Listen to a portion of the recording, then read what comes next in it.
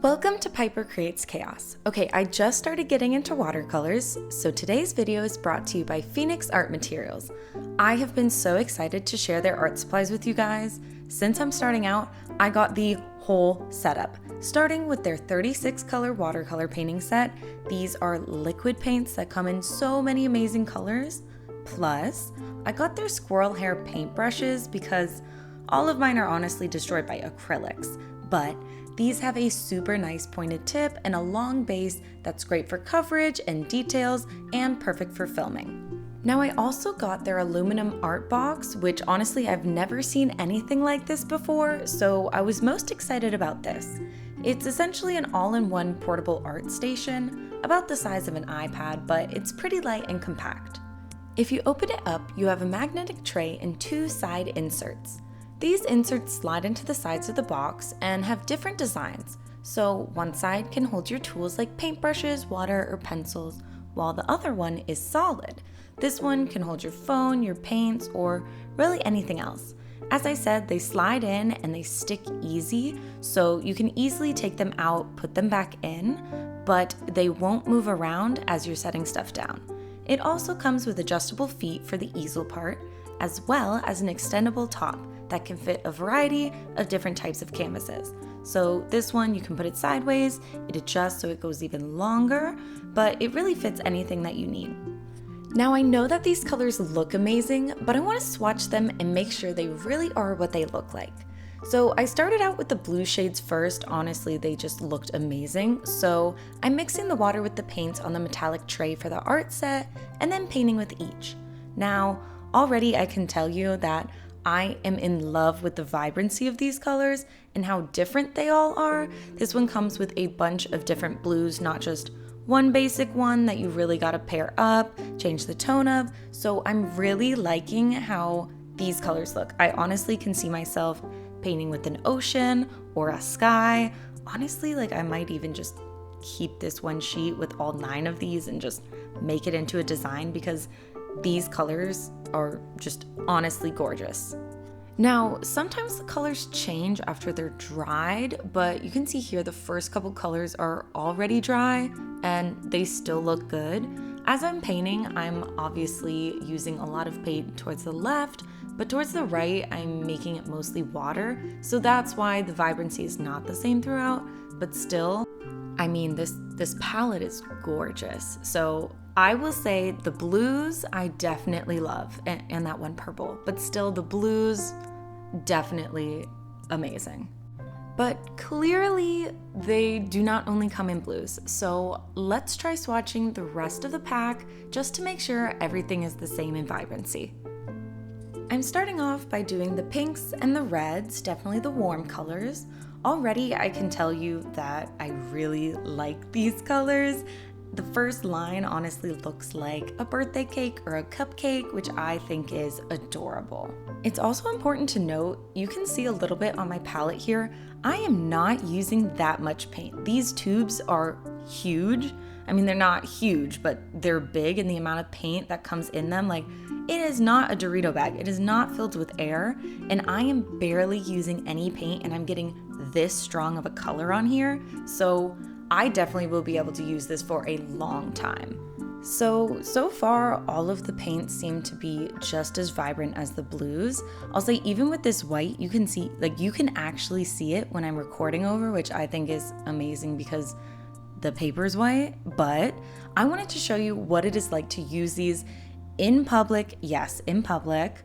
And I'm actually, for the first time painting in public, I went to a local bakery and I decided to paint the most delicious fruit croissant ever. So I took the entire art setup. Honestly, it made me a little less embarrassed to be painting in public because I looked so official. I mean, I essentially have this professional easel, I have these professional paints. So the setup actually made me a lot more confident, but I wanted to try out these watercolors like in real life with a normal canvas. This is not an expensive canvas. It's just something cheap I got off of Amazon. And I was actually really surprised because as I'm painting, it didn't feel like watercolor.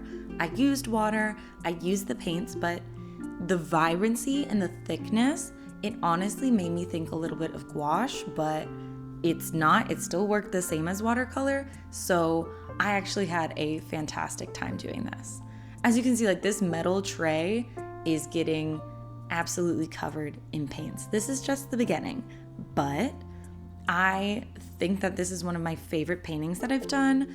I also have used this paintbrush, the Squirrel brush that I got from them, for every single aspect of this painting. So of course I did the background, I did the strawberry. Here you can see I'm mixing the colors. I'm getting a little bit of the white, a little bit of blues, but I also will use this same brush to add details. So I typically bring a big brush, a medium brush, and a fine tipped brush. But for this, I just decided I can use just one brush because even as I'm using it, the tip is still staying pretty fine. So I'm able to use it for the highlights on the strawberry and even for the seeds of the strawberry. Oh my gosh, yes. So I was trying to get a video of myself, but I cannot take myself seriously. So back to just showing the cute croissant. But honestly, I had a great time painting in public. I definitely recommend if you haven't, because people will walk around you, people will look, but people don't really talk to you as much. So you're basically in your own world. But I finally got to do the fruits. Honestly, painting the grape was a lot more difficult than I thought. I had never really painted a grape before, but again, I had a ton of different colors, so we just went for it.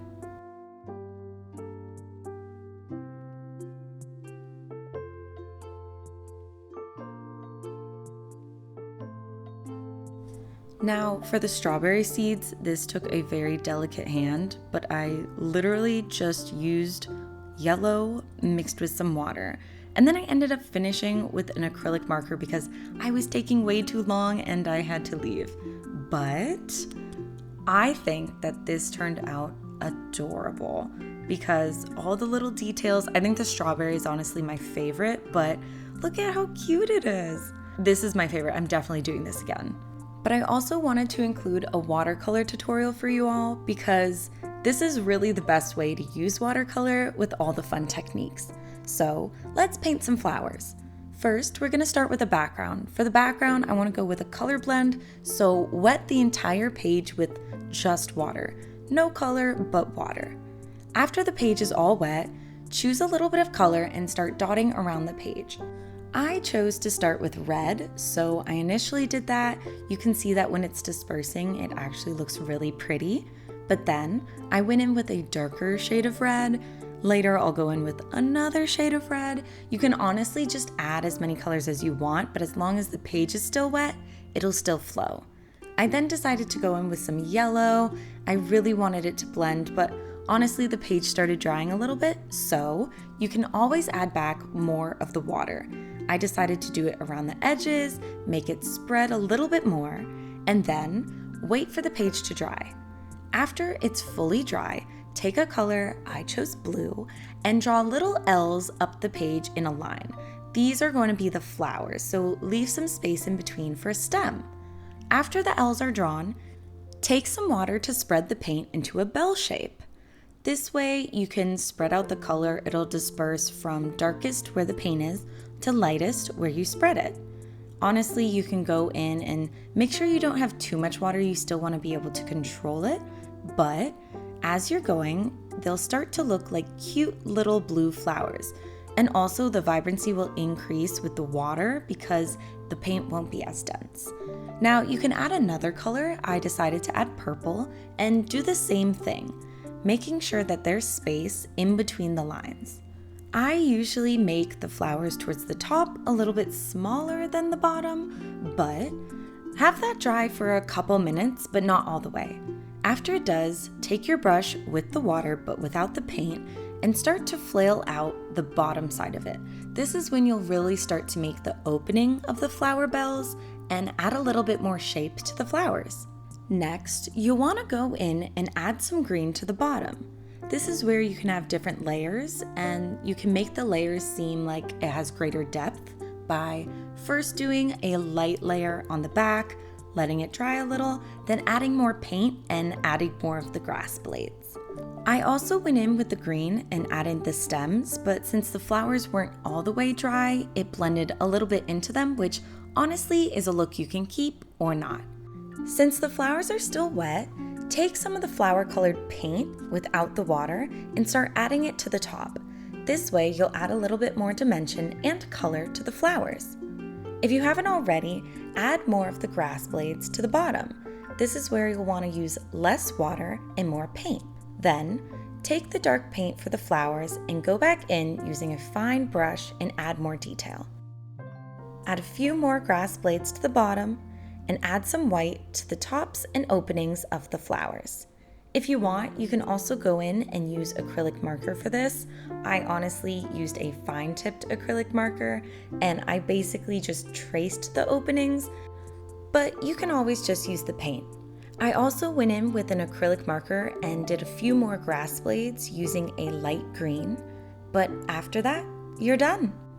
These materials are actually really great in my opinion, and you will definitely see them in videos to come. Don't forget to subscribe and see you next time.